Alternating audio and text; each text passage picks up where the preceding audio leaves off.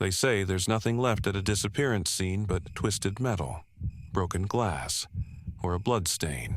But what I found on that quiet cul-de-sac in Richmond Heights was a photograph me at age 6. Grinning beneath a summer sun I barely remember. No note, no footprints, no body, just that picture. Propped in the flower bed outside a suburban house untouched for years. Before we dive in, if you love shivers crawling up your spine and your pulse racing at midnight, go ahead and subscribe. And drop a comment telling me, would you stick around if you heard something breathing behind your walls? All right, let's get unnerved. I pulled out my camera phone and snapped a close-up. The corners were frayed. Ink faded. But the little kid's eyes looked as alive as mine now, reflecting the snap of a school photo with its stiff pose and forced smile. Only problem, I've never set foot on Robin Street until last night. I'm Ethan Crow, former military, survivalist, and self-styled detective still haunted by the day my squad fell into that ambush and left me crawling through the desert on broken boots and shattered nerves. People call that luck. I call it unfinished business.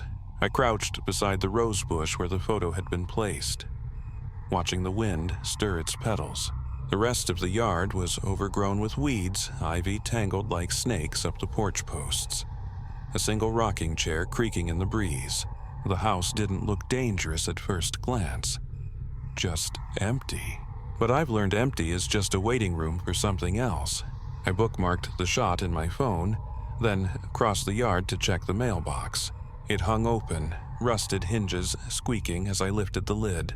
Inside, an envelope with no stamp, no name. Inside that, another photograph, this one of the same house, taken from the street, the sun low, shadows stretching like fingers. No sign of me in this one, only the doors peeling paint and the empty swing set in the yard. Goosebumps rose on my arms. I switched on my tactical flashlight and swept the porch. Dry leaves scuttled across the floor. Something scratched against the door frame. My breath caught in my throat. I've been places where people lose wits overnight, forgotten bunkers half buried in sand, abandoned hospitals echoing with cries. But this felt personal. I told myself to stay calm as I lifted the latch on the door. It swung inward silently, revealing a hallway coated in dust. The air was cool, stale, like old memories trapped behind walls. The beam of my flashlight carved a narrow path, floral wallpaper peeling at the corners. Floorboards creaking under weight that wasn't mine, a faint hum of electricity, either a flickering fridge in the kitchen or a faulty breaker. Either way, someone was here before me. "Hello," I called, voice steady despite the pounding of my heart. "I'm Detective Crow. If someone's here, show yourself." Silence replied, only the hum and the soft thud as something shifted upstairs.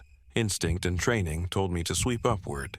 I moved my flashlight over a staircase, each tread coated in grit. Tiny footprints bare. Small marred the dust on the third step. They looked child-sized, but they trailed off at the landing. No tracks beyond that. My pulse rattled in my ears. The photograph of me, of this house, hung in my throat like a curse. I forced my legs forward, one foot after another, heart thundering. At the top, a hallway stretched left and right. Doors closed on both ends. The smell of mildew and something acrid, like burnt sugar. I switched to night vision mode on my camera. Walls glowed pale green.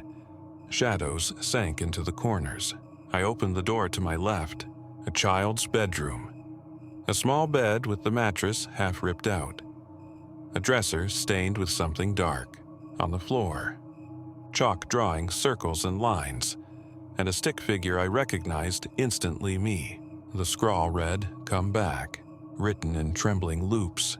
Hope and dread warred inside me.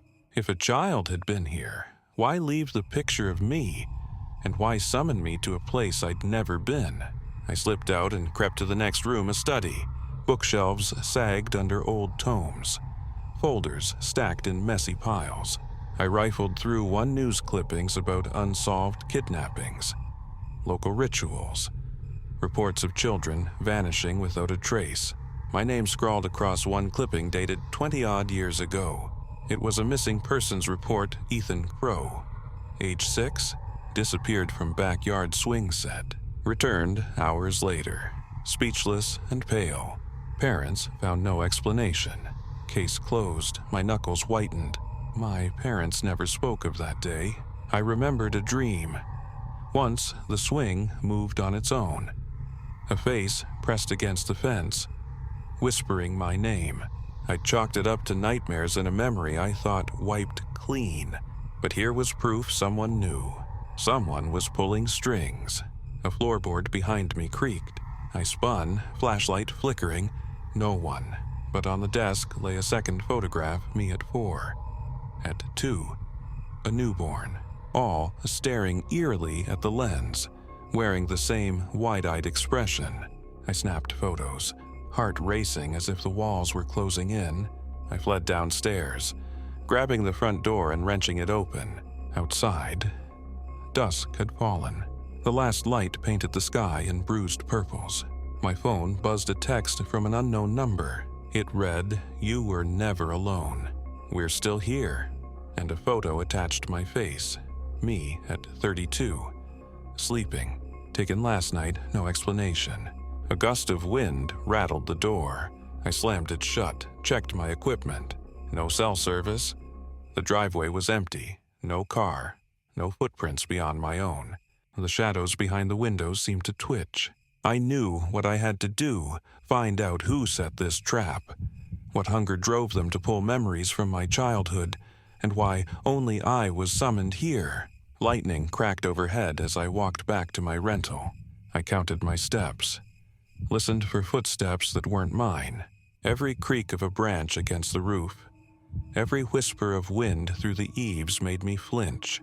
Because I've faced combat, seen nightmares in real life, but this was different. This was personal. And I intended to finish what began that night on Robin Street. The road back to town felt longer than it should have. Trees lined both sides like sentinels, their bare limbs clawing at the sky. The air was thick, humid despite the evening chill. I kept glancing in the rearview mirror, half expecting to see someone sitting in the back seat. My instincts were sharper than most, and they screamed at me something wasn't done with me yet. Back in my motel room, I locked the door, wedged a chair under the knob, and set my sidearm on the nightstand. I uploaded the photos to my laptop, dragging each into a timeline. 6 years old, 4, 2, newborn, all me. But where did they come from? Who took them? And why were they appearing at a crime scene? Scratch that. A disappearance scene. My thoughts churned with old half-memories. I'd always had blanks in my childhood. My parents chalked it up to trauma from a medical episode I'd had at 6, but nothing concrete. No records, just a feeling of cold in my bones and that dream, always that dream. The one with the fence, the voice, and the wind that never blew from the right direction. I poured a splash of whiskey into a glass, no ice, and stared at the monitor. I zoomed in on the photo left in the flower bed. In the upper left corner, behind my shoulder, just barely visible the corner of a street sign, faded but readable with enhancement, Sycamore Avenue. I pulled up old maps of the area. Sycamore ran parallel to Robin Street, but here's the thing on current maps. It was marked as defunct raised after a series of landslides in '92. I dug deeper and found local archives.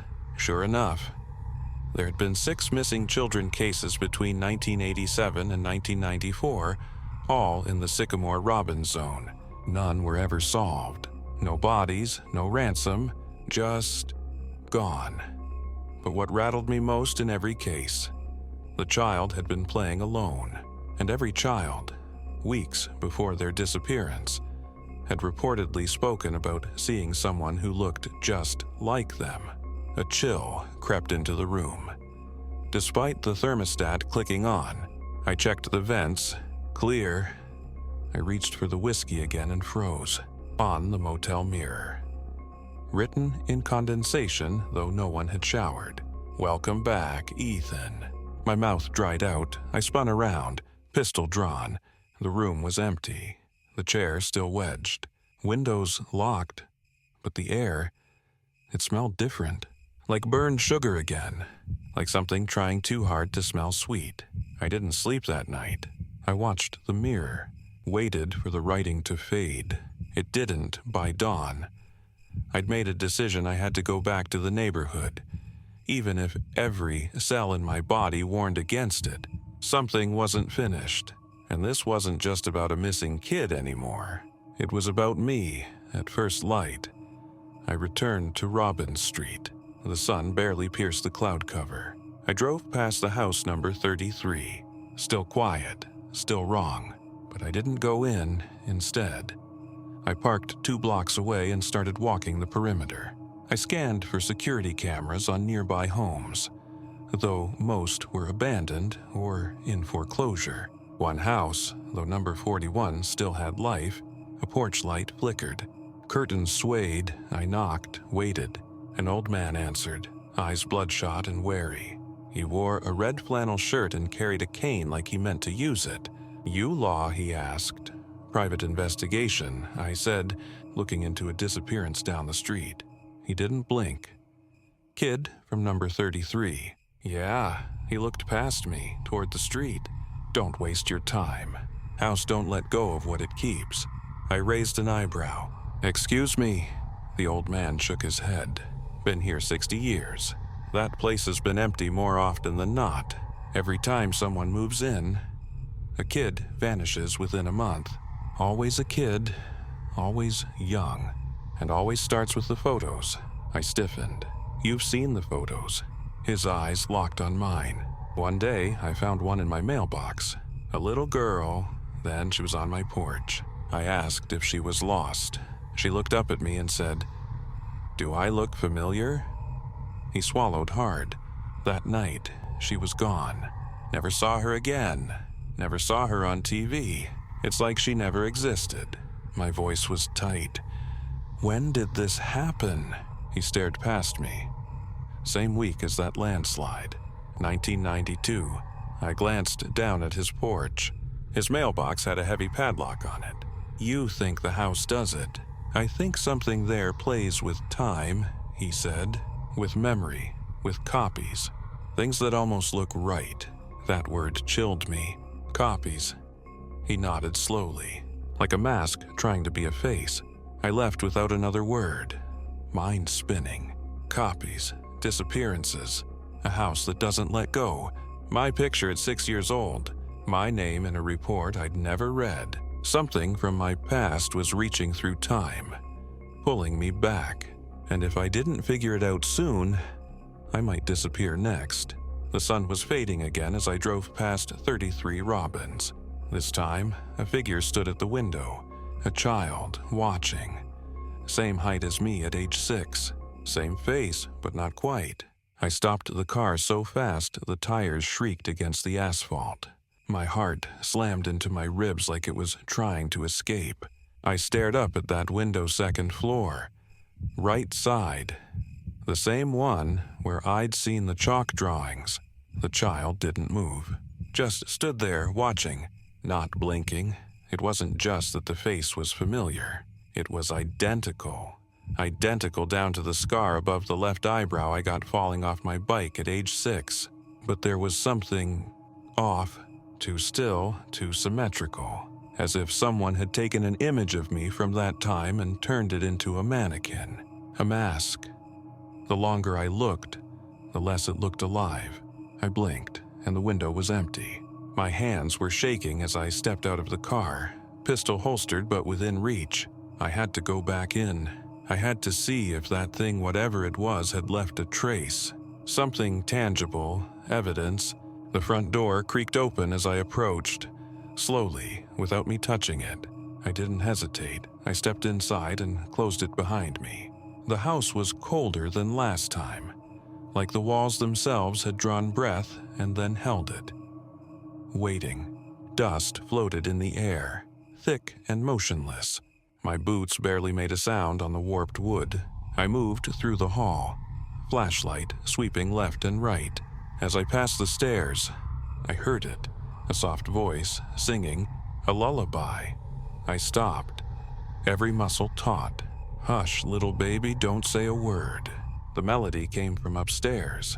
I couldn't place the voice too thin to be human, too clear to be recorded. I moved up the stairs, step by step, gun drawn now. The temperature dropped with every foot of elevation. My breath fogged, my fingers numbed. Second floor, the door to the child's bedroom was open. Inside, the chalk drawings had changed. The figure wasn't just me anymore. It was two of me, one was smiling, the other crying. The lullaby stopped. Then came a whisper so close it felt like it was in my ear. "Which one are you?" I spun around. No one. The door slammed shut behind me. I lunged to open it, locked. Not just locked, jammed. As if the wood itself had warped to hold it closed. The closet door in the corner creaked open.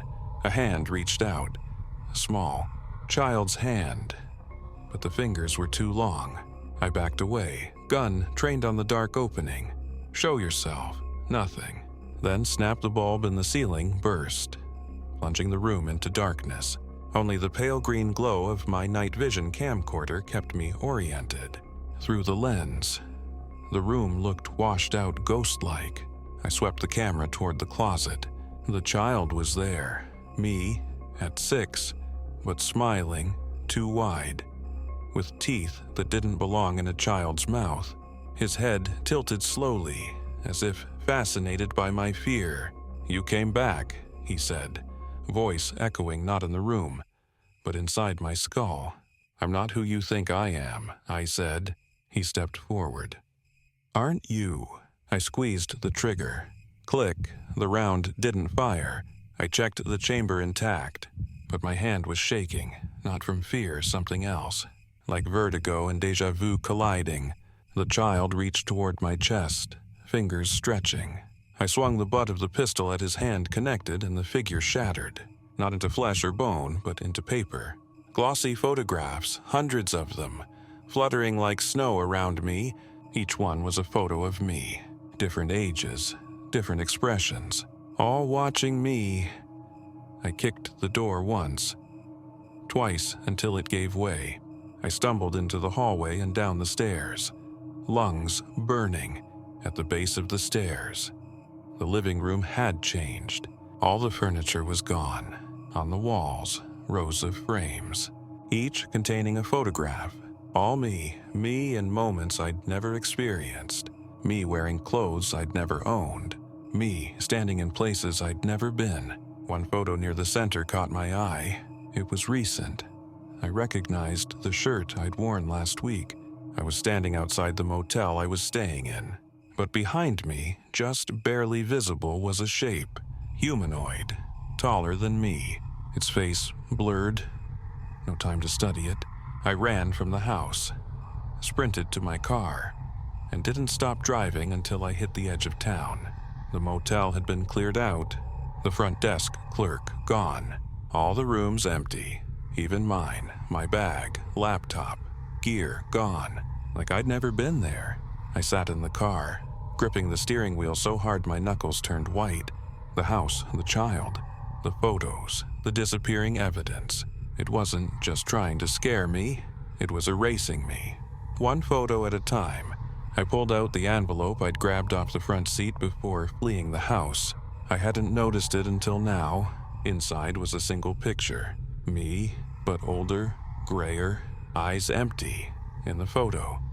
I was standing in front of the house on Robbins Street, and behind me was the same child, grinning wide, holding my hand. I drove for hours that night, not stopping for food, fuel, or even to piss. I just kept going until the sky turned gray again, and the towns on the map turned into names I didn't recognize. I didn't care where I ended up. I just needed to get as far away from Robbins Street and from myself as possible. Eventually, I found a diner tucked off a rural highway, the kind that still had ashtrays on the tables and smelled like coffee grounds and regret. I sat at the farthest booth, back to the wall, facing the door. Old habits. The waitress brought me black coffee. I didn't ask for it, but she said, "You look like someone who needs it," and left before I could respond. She wasn't wrong. The photo from the envelope lay flat on the table. I stared at it again. My older self, the same tired eyes, but hollow now. Like someone had cut out the man and left just the casing behind. I tried to rationalize it. Maybe someone had used AI or deepfake tech, but no, this wasn't manufactured. The lighting, the resolution, the expression, I remembered feeling that tired, wearing that exact shirt. I just hadn't aged into it yet. The coffee went cold. I didn't drink it. That's when I saw the man at the counter. He was watching me. He didn't blink, didn't move, just stared. I clocked the details: denim jacket, oil-stained hands, clean under the nails, mechanic. Maybe, but his face was smooth, too smooth, like the features had been arranged rather than grown. Then he stood, walked toward me. I rested my hand on my hip, inches from my sidearm. He stopped at my booth. "You dropped this," he said, voice flat. He handed me a folded paper, not a napkin, not a receipt. It was another photograph. This time, it was him, the man at the booth, standing over me while I slept. Last night, in the motel, before everything vanished. I lunged to my feet, chair scraping loudly, but the man was gone. No sound of a door, no footsteps, just gone. The other patrons hadn't even noticed. I checked with the waitress. "There's no one else in here but you," she said, frowning. I looked around. She was right. I left cash on the table and got the hell out. I needed answers, real ones. Not just speculation or paranormal hunches. I needed to find someone who knew the town's deeper history, someone who remembered what happened before Robin Street went dark. I reached out to a contact, Melinda Walker, a folklore historian based in Kansas who specialized in persistent anomalies in American small towns. I'd worked with her once, back when I was tracking an old survivalist group through abandoned Cold War silos. She picked up after one ring. "You sound like you've seen a ghost," she said. "Worse. I think I'm being stalked by a version of myself that shouldn't exist." A pause. "Where are you?" "Needleton, near the state line." Her voice dropped. "You didn't go to Robin Street, did you?" I froze. "You know about it. Everyone who studies pattern anomalies does. The houses along that street were built over a convergence site. The land used to belong to the Blackwood cult in the late 1800s. They believed in memory reconstitution rituals that allowed you to recreate a soul from the imprint it left behind. Most people think it's nonsense, but if you've seen yourself, especially a version of you that doesn't blink or speak right, you're already too close." I stepped outside, scanned the parking lot. Empty, but the silence felt heavy. Waited. "What do I do?" I asked her. "Leave. Burn anything you brought out of the house. Never return. If you keep interacting with it, the boundary between you and the copy gets thinner, and once it's thin enough, it can take your place." My mind reeled. And then what I whispered, "Then you become the photo." That night, I parked on an abandoned logging road, built a fire with whatever I had in the trunk, and threw the photos into the flames. The ones from the house, the one from the man in the diner, even the old family pictures I'd brought for comparison. All of them. The fire hissed and popped like it was in pain. Thick smoke curled upward. And for a second, I swore I saw a face inside the flame. Mine, smiling. I didn't sleep. Around 2 a.m., something tapped on the window. I pointed my pistol, flashlight ready. Nothing. Then I saw it on the windshield. A single handprint. Small, child-sized, burned into the glass like frostbite. That was 3 days ago. Since then, my phone doesn't work. GPS loops back to Robin Street no matter where I drive. I pass the same gas station 3 times. Even when I take different roads, my reflection sometimes it lags. And I haven't aged, not one bit. There's something wrong with time. I don't mean that metaphorically. I mean it literally. Since I left Robbins Street, I've noticed things. Subtle at first, my watch freezing for hours at a time. Car clocks resetting to 3:33 a.m. every night. But now it's undeniable. The sun rises, but it never feels like morning. My beard stubble never grows past a certain length. And the dates on newspapers and receipts, they repeat June 4th, over and over. Like I'm stuck in the same 24 hours, Groundhog Daying through a nightmare stitched together by someone who hates me. Or worse, something. I decided I had to go back. Not to Robbins Street, not yet, but to where it started, the library. The Needleton Public Archives sat at the edge of town, forgotten by everyone except the mold that clung to its stone walls and the ravens that gathered on the roof like a jury. I broke in just after midnight. No alarms, no power, just rows of dust-caked shelves and the overwhelming sense that I was being watched. I headed straight for the basement. That's where the town kept records that were meant to be lost zoning disputes, death certificates, house deeds from before the 1900s. The pages were brittle, but I knew how to handle delicate things. Army intel taught me that. You never grab, you coax. And buried in a box labeled Blackwood Holdings was a folder marked Crow. Ethan. Not a coincidence, I opened it. There were photos inside, not of me, of them, the others. People who looked like me, lived lives parallel to mine. Similar names, similar builds. Former military. Some in the 50s, others as recent as 1998. All of them reported missing. All of them linked to Robbins Street. One was listed as recovered body exhumed in 1971. The photo made my blood run cold. It was me, dead, in a coffin, smiling. I read on. The Blackwood cult believed in spiritual recurrence through reflective seeding, their term for using personal belongings and images to create echo fragments of a person's soul, essentially. If you gathered enough emotional residue photographs, hair, clothing, you could print a person's spirit like a darkroom negative. But the copy wasn't just a ghost. It was a contender. It didn't haunt you. It waited for you to crack, to replace you. I had to get out of that basement. But the stairwell was gone. Not blocked, gone, behind me. The wall was solid, seamless concrete, no door, no frame, no escape. I turned and walked deeper, hoping to find another exit. The shelves began to warp. The records turned into newspapers, each front page showing a photo of me. Local man vanishes without a trace. Decorated veteran found dead in fire. Unknown. John Doe discovered near Blackwood site. Each one had a different date, different outcome, but always the same face. Always me. I started to run. Pages flurried around me like birds. And then, like a needle dropping on vinyl, the sound returned. Click, click, click. A projector. I followed it to a back room. Sure enough, an old 8mm film reel was spinning, casting grainy footage onto a warped screen. Black and white, the image a child's bedroom. Familiar, then the closet door creaked open.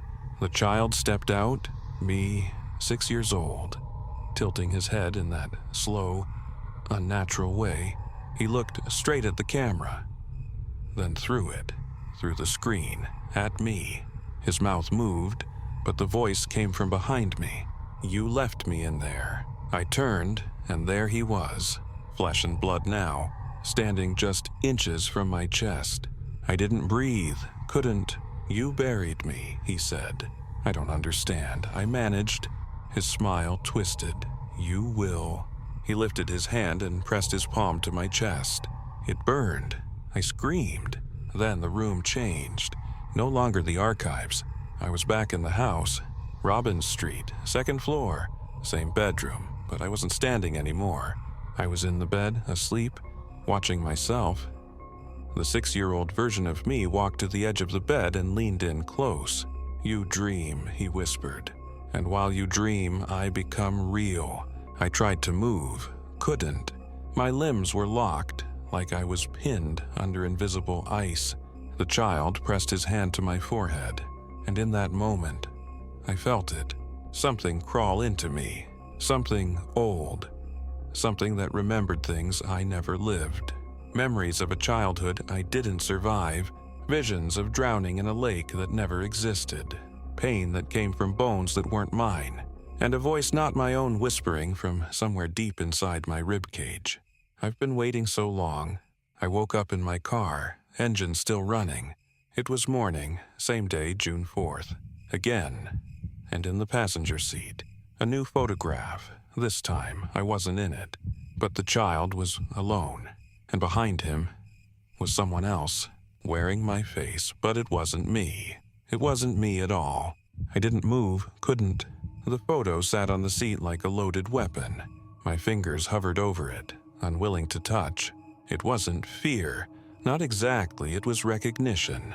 Some deep part of me. The part that didn't need proof or reason. Already knew what it would show. But I looked anyway. The child version of me stood on a dirt path. Barefoot, staring directly at the lens. His eyes were vacant, but his posture, it was wrong. Too still, like a photograph of a taxidermy exhibit. Behind him loomed a forest I didn't recognize. But the real horror wasn't the setting. It was the thing behind the boy. It wore my face, yes, but stretched too long. Like someone had pulled a photo of me until the dimensions warped and the pixels bled. Its eyes were pitch black, not just empty hungry. It had no mouth, but I could feel it smiling. I slammed the photo down and nearly broke the rearview mirror as I started the car.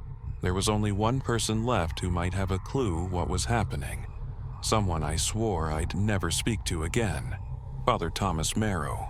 He'd been excommunicated after his obsession with spirit replicants led to an incident in 2011 involving the desecration of multiple graves and one very public exorcism in a Walmart parking lot.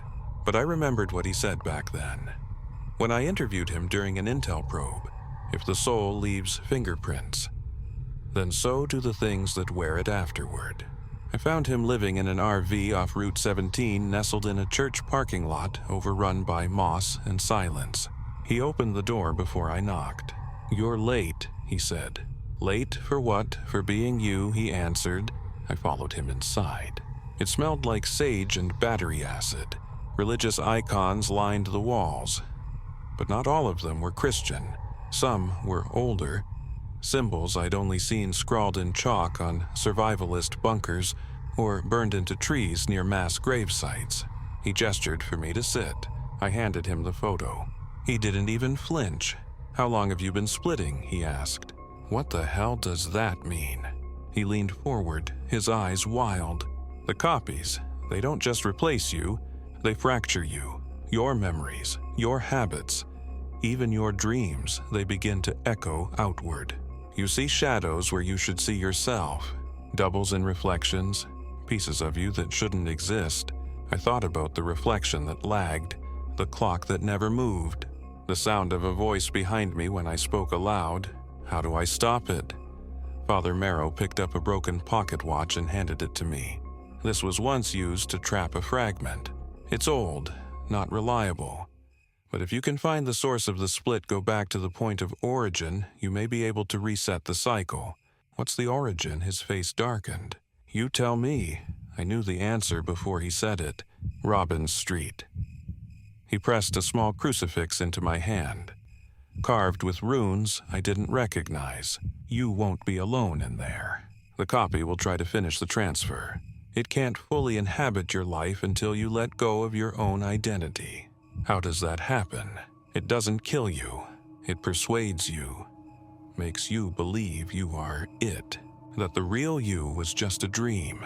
It erases your sense of self piece by piece. And if I fight, you'll be fighting yourself.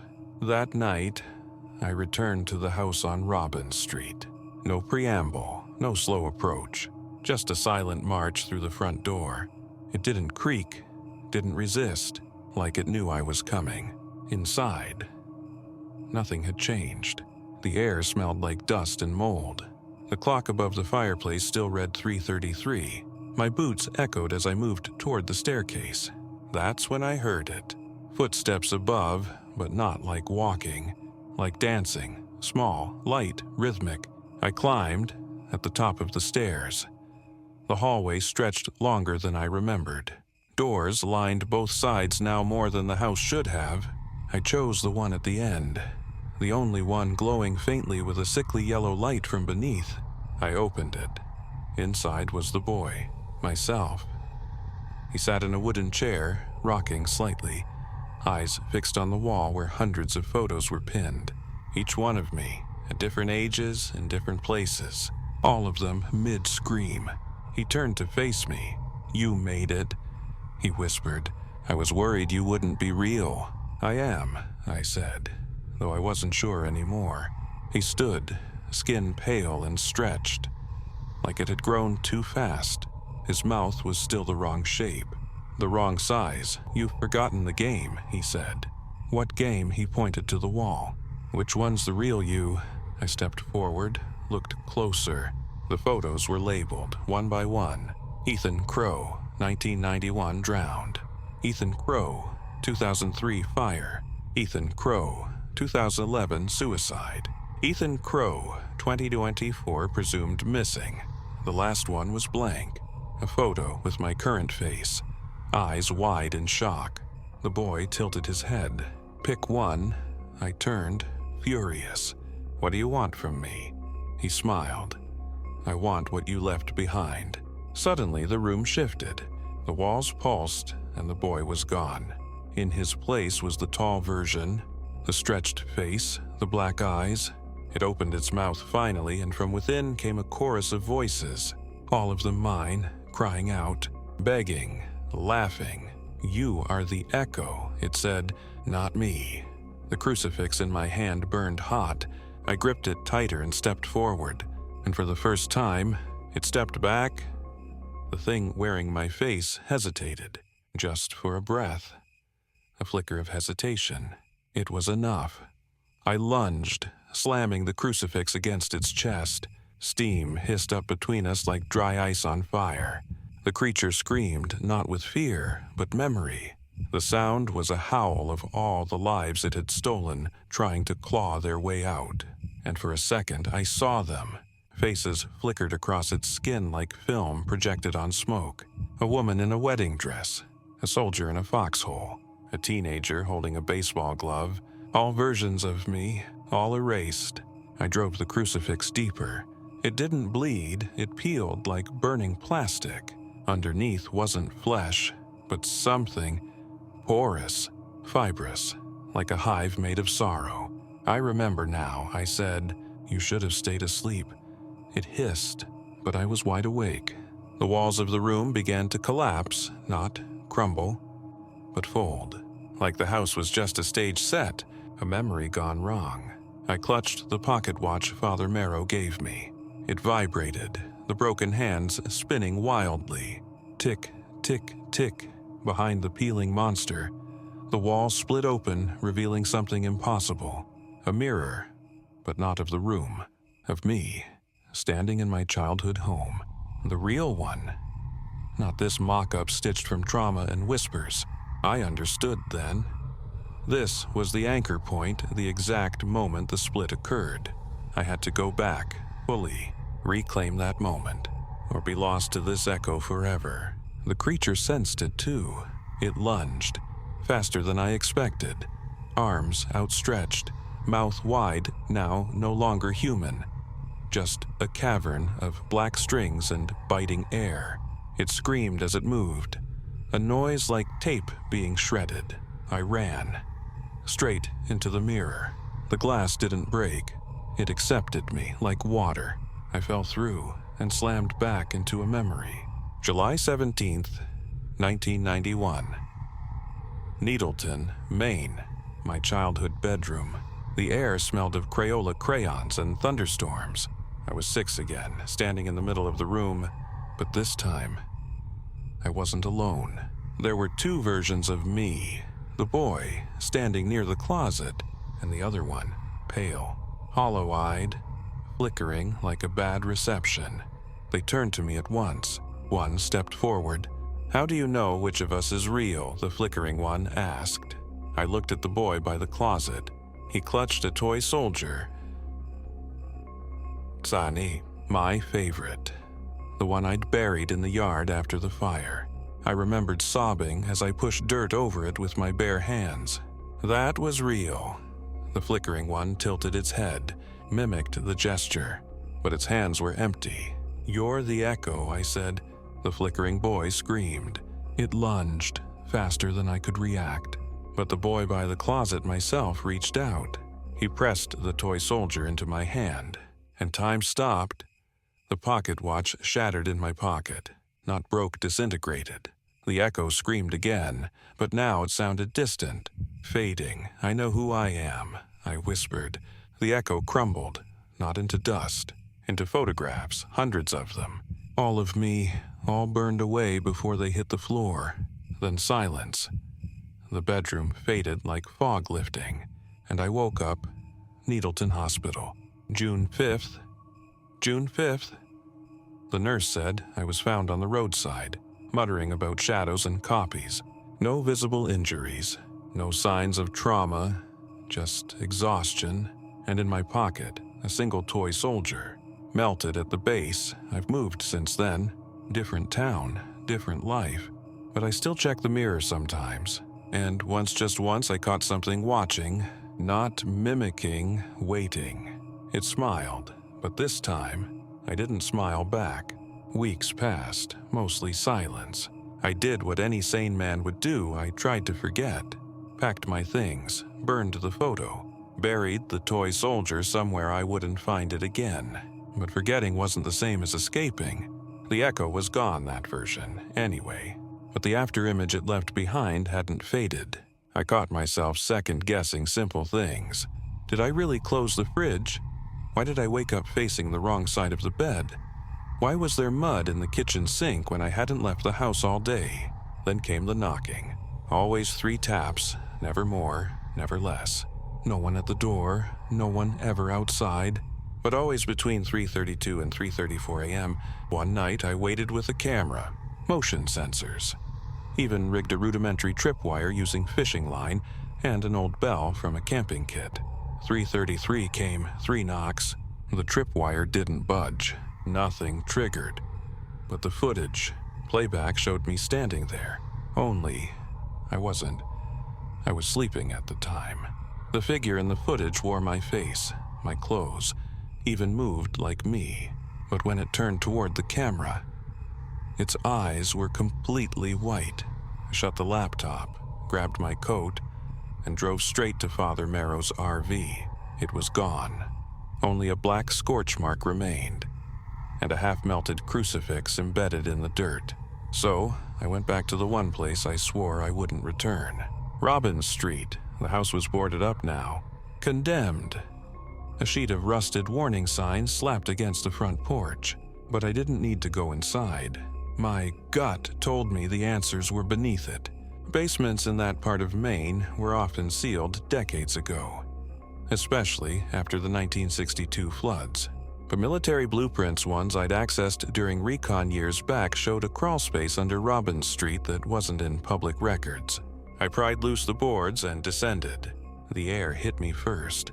Thick, wet, chemical like rotting citrus and battery acid. My flashlight barely cut through the blackness. Mold clung to the walls like ivy. Then I saw the carvings. Etched into every surface were the same 4 symbols from Merrow's crucifix. Over and over in the dirt, on the beams, even on the bones. Yes, bones, stacked, human length, arranged in fetal poses. Most had no skulls, but a few did, and every one of them was me. Variations of my face, some younger, some older, all with jaws stretched wide like they died screaming. A faint wind whispered through the tunnel. A voice, not quite echo, not quite breath. Just one word, return. My flashlight cut out. In the pitch black, I didn't move, didn't breathe. I let my military instincts take over. Controlled inhale, count the seconds, map the space in my head. When the lights came back, I wasn't alone. Across the chamber stood another Ethan, older, eyes like polished coal. He looked tired, frayed at the edges, like a VHS tape that had been played too many times. "I thought we stopped this," I said. He shook his head. "We only stopped one. The house is a gate." "Not the gate." My mouth went dry. "How many more?" He smiled. Didn't answer. Just stepped into the darkness behind him and disappeared. I stayed there a while, staring at the bones, the walls, the symbols, and made a decision. I would burn the place, not just the house, the ground. I prepped for days, fuel, magnesium flares, even a homemade thermal device based on a jungle trap I'd once seen detonate in a Myanmar cave. The night I returned, it was raining. Didn't matter. I went below, planted everything, and walked back out as the flames licked upward. I watched that house scream, heard the wood split like bone, saw shadows race along the walls, some crawling on the ceilings. One even laughed, high-pitched, childlike. And then the place collapsed inward, not down, inward, like the earth swallowed it. Gone. I stayed until morning, long after the fire died. No one asked what happened. No one ever does around here. But now I sleep, not peacefully, not deeply, but I sleep. And when the knocking comes, only sometimes now, I don't answer, because I know it isn't me. Not anymore. There's a theory I've come to believe not because I read it in a book or heard it from someone smarter than me, but because I've seen it, lived it. Every moment of trauma, every deep fracture in a person's soul, leaves a mark, not just on the mind, but on the world, a kind of psychic bruise. And sometimes, if the break is bad enough, something else looks through.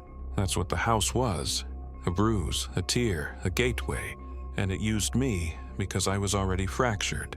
After the fire, I moved to New Mexico, off-grid, desert land with nothing but sun, wind, and the occasional rattler. You'd think it'd be peace, but peace is a lie when the war is in your blood.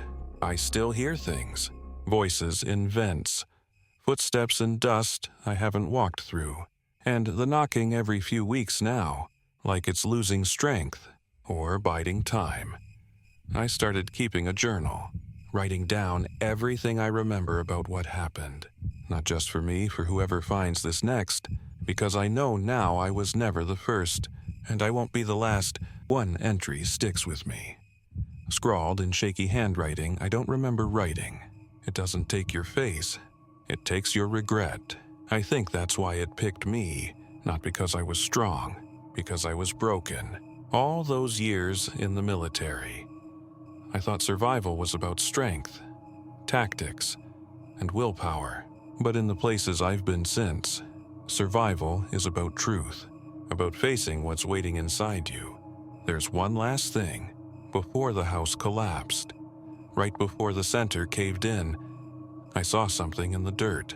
A locket. I don't wear jewelry. Never have, but I picked it up anyway. Inside a photo. Not of me. Not of my parents, but of a young girl. Maybe 7, with dark hair and a chipped front tooth. She was holding my hand, only I don't remember her. I feel like I do, every night since. I've dreamed of her standing at the end of a hallway, whispering something, but no sound ever comes. Only the same expression, pleading, afraid. And behind her, always, just out of focus me, smiling. That's the part I can't shake, because I'm not sure if that's a memory or a warning. So if you've stayed with me through all of this, through the photos, the copies, the screams and bones and fire, then I have only one thing left to ask. If you ever hear 3 knocks at your door between 3:32 and 3:34 a.m., don't answer. Not because it might be me, but because it might be you. And this world barely has room for one of us. Thanks for listening to this story. If you made it this far, maybe you should check your mirrors, or maybe don't. And hey, if you're still breathing, go ahead and hit that subscribe button. Leave a comment below telling me the weirdest thing that's ever followed you home, or the last time you looked into your own eyes and weren't sure who blinked first. See you in the next Twisted Mystery.